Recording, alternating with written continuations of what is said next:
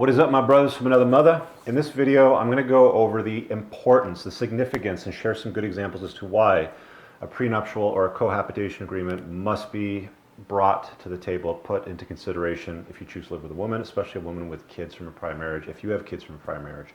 A guy left a comment on one of my videos, I think it was the one where I shared my experience about dating a single mom, and I have to share it with you because it is so profound and so important that this discussion happens. By the way, the reason why I'm shooting in the house today instead of outside is because of that. It is a blizzard out there. So let me read you the guy's comment, and I'll share some specific details after that. So this is his experience. It's not anything more than a guy sharing a story. He goes on to say, I dated a single mother of a 10-year-old girl. The child's father was an alcoholic, degenerate, and left the mother and child floundering in debt and poverty. Her daughter was a good kid, smart, and accepting of me as her mother's new man. I dated this woman for a little over a year. Within 3 months, she had convinced me she was falling for me and that we would make a good team. She used her child to drive the idea home in my mind, always saying how her daughter loved me and wanted me to be her dad because her real dad was a disgusting drunk. She got me to move into her home with her and her daughter. Over the months, she fooled me into believing our relationship was growing ever stronger, and we were bound for the long haul. She didn't make much money and duped me into paying the mortgage, buying her a new car, and I was foolishly glad to do it. We were in it together for the long haul, right? She continued to press her financial woes upon me by getting me to pay off her credit card debts, medical debt, and student loans. She helped to pay the utilities, garbage, water, electricity, and internet, a little less than half of the monthly expenses. So this guy's paying the mortgage, buying her a car, and everything. She constantly reminded me of how great it felt for her to be able to save money again towards her kid's future and our eventual marriage. She had me completely fooled. A bit over a year after we had been together, and just after buying her a brand new Subaru Outback in cash, I was able to come to her with great news. By month's end, she would be debt-free. I had cleared all her old debt, and the mortgage would be paid in full. So this dude paid off all her debt, her mortgage, and bought her a car. I did not receive the enthusiastic response I was hoping for. All I got was oh, I've got to work late tonight. This was a common phase I would hear over the next 2 weeks. I didn't find it too alarming since she had always worked at least a couple of nights late since I had met her, and I actually felt bad for her because she was working so hard all of a sudden, even repeatedly asking if there was anything I could do to relieve the extra stress she was experiencing. It seemed like it was killing her. It seemed like, yeah, you're going to find out why it was killing her in a second. We didn't talk, we didn't have sex, she didn't give me her daily goodbye kiss, and all I would head to work in the morning was, I'm sorry babe, I've got to work another double shift.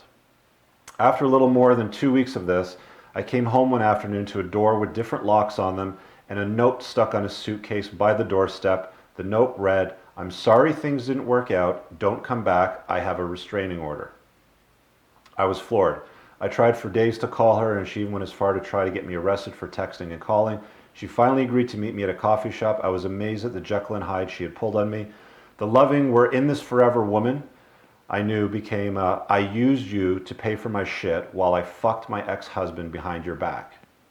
I was so angry and disgusted. All those late nights at work were her riding Mr. Drunky McFuckface's cock.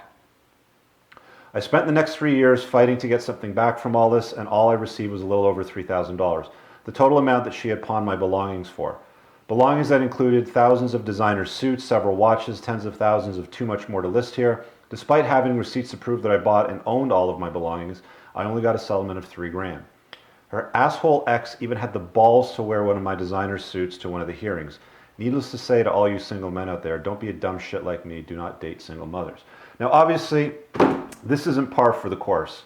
I've dated several single mothers. I've had a relationship with one for 3 years. And again, this guy saw my video and left his comment below because I shared my experience. And obviously he's trying to help the community and help guys become a better version of themselves. So it goes without saying, guys, if you're going to live... Now, I've said this before, and there's a video that's coming out just after Christmas. I don't know when I'll release this one on divorce. And women marry up economically when it comes to finding men, especially... later on in life. In their 20s, they don't care. Everybody's broke. They date whoever and they're banging whoever. It is what it is. But for the most part, as women get older, they become hypergamous. You know, they always look to improve their situation. So this woman meets a guy that's financially stable, has his shit together, pays off her mortgage, buys her a new car, pays off all her credit card debt, her medical bills, student loans, everything. Obviously becomes a good, studious role model for her daughter, a virtuous stand-up kind of guy. And she's banging her ex-husband behind his back, lying to him, telling him that he's working a double shift. He gets locked out of the house, gets none of his money back. He's fucked. He's fucked. And there's nothing that you can do. Family law is created and works. A guy in a FedEx truck is doing donuts at the end of my court here. That's hilarious. When you're a man, if you have a penis, when it comes to family law, all the laws are written in the women's favor. It is what it is, fellas. You have to understand that. You have to have some kind of written agreement in place to protect you. Women marry up, okay? They move guys in up. They don't move guys in down. They bang guys down. She's banging her ex-drunk, Mr. McDrunky Fuckerson or whatever he called her. They're banging those guys, the tattooed bike loser dudes, with no stability. They like the bad boys, but they go and find, Mr. Stability, and they move him in and have him pay off all of her shit.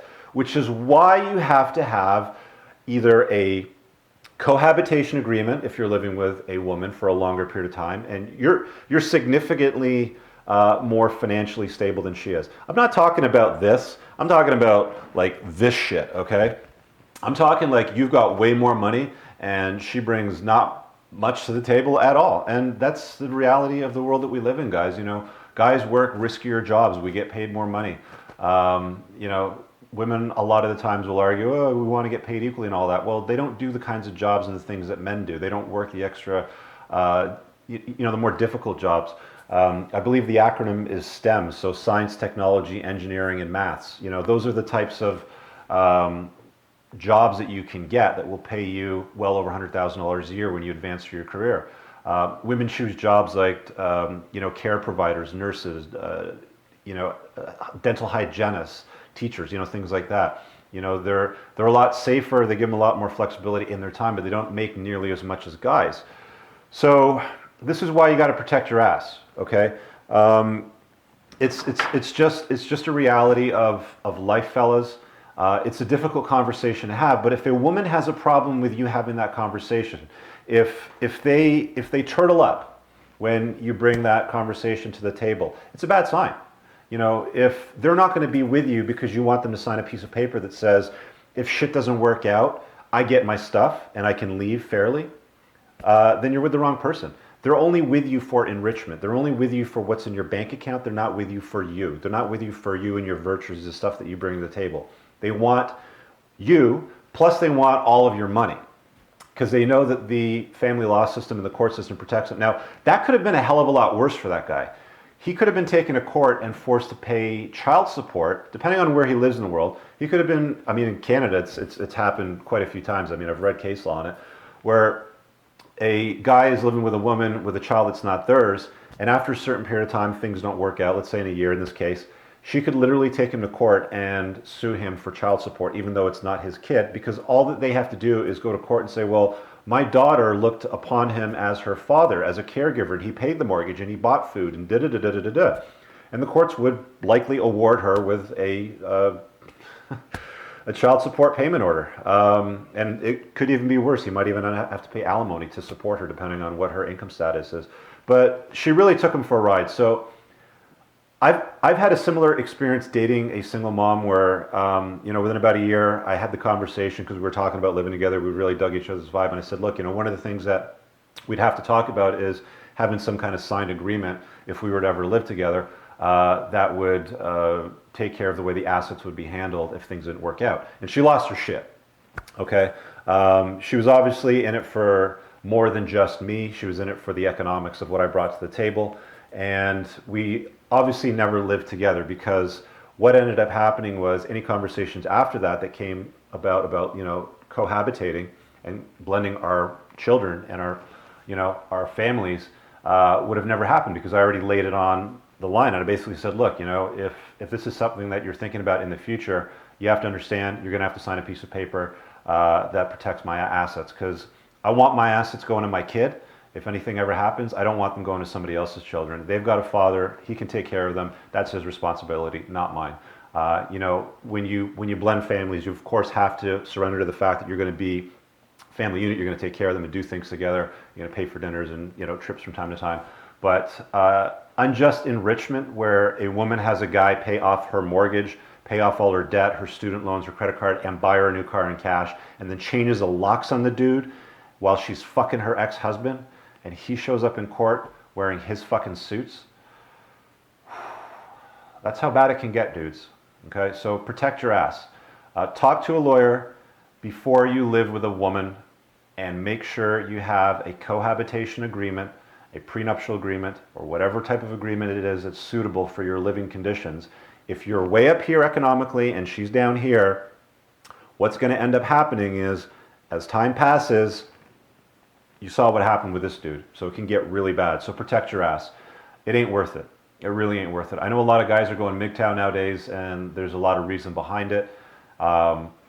It is what it is. I mean, you know, if you're going to date women, if you're going to live with them, if you're going to talk about stuff like that, you got to cover your butt. So I hope that video helps. Leave your comments below. Guys, if you've had a similar experience, I've noticed that these types of videos really help the community, and they show up in search a lot and suggested videos, and it brings new guys in. Of course, you know, some women throw some nasty comments below, but you know, it is what it is. You know, bring it. You know, say whatever nasty shit you want to say. But guys, if you're watching this, you've had a similar type of experience, share your experiences in the comments below. A lot of guys read these comments, and I know they get a lot of value out of it. So I want to thank you for watching the video today. Browse the rest of the channel. Of course, subscribe if you're new here, and we'll talk to you guys later. Peace!